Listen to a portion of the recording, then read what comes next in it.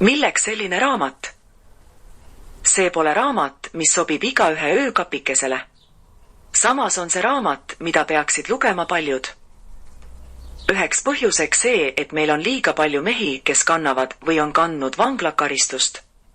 Neid on proportsionaalselt palju rohkem kui Skandinaavia maades või Euroopas keskmiselt. Nähtamatult mõjutab see meist enamikku.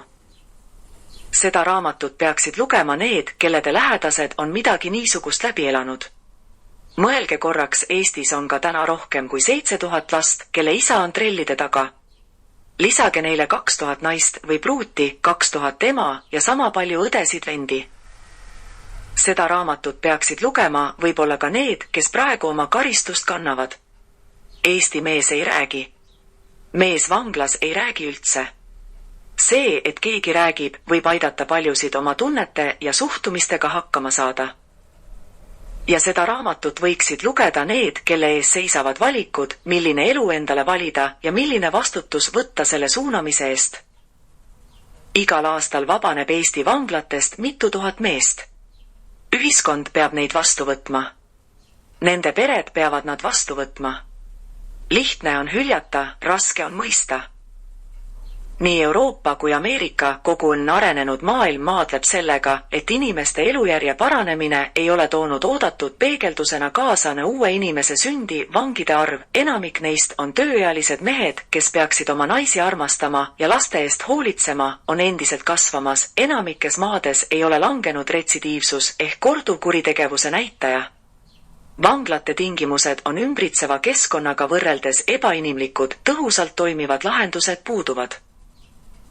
Teise inimese vabaduse piiramine, selle äravõtmine, enamasti pikkadeks aastateks üldise ühiskondliku hüve nimel on filosoofiline ja samas väga praktiline küsimus. Sellele pole kunagi mustvalgeid vastuseid. Need vastused on sügavalt mõjutatud kultuurist, ühiskonna sisemisest arengust, sotsiaalmajanduslikest pingetest, poliitikast ja muidugi karistamisega vahetult kokkupuutuvatest inimestest.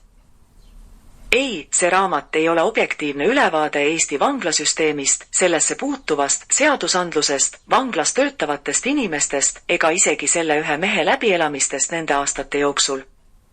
See ongi ühe inimese katkendlik, emotsionaalne ja sellisena läbi väga raamistatud prisma esitatud lugu.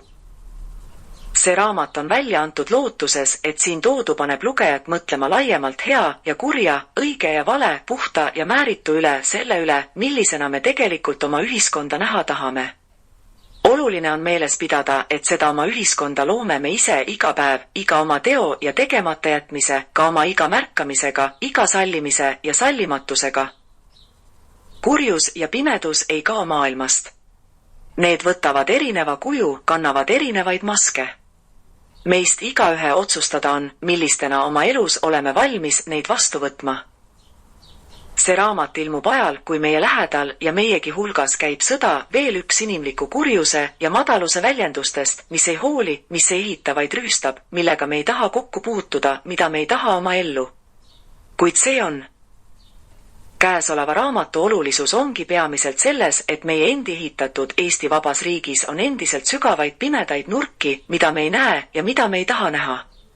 See ei tee neid olematuks. Neisse nurkadesse valguse heitmine on seetõttu vajalik ning tänuväärne, et saaksime neid parandada. Lapsevanem või õpetaja, see raamat ei ole mõeldud alaealistele, kuid sellest raamatust kasvavad teemad peaksid olema osaks eluks ettevalmistamisel. Raamatu lõppu on lisatud mõned graafikud ja tabelid andmetega Eesti vangla statistika kohta päeviku kirjutamise ajast. Need noored mehed, kes täna oma karistust kannavad, on tulnud koolist. Enamikule neist on hüpe sellesse uude maailma elu muutev ja pöördumatu. Kui see raamat suudab pöörata kas või mõne elu, näidata pisutki ka teist poolt, on ta oma ülesande täitnud.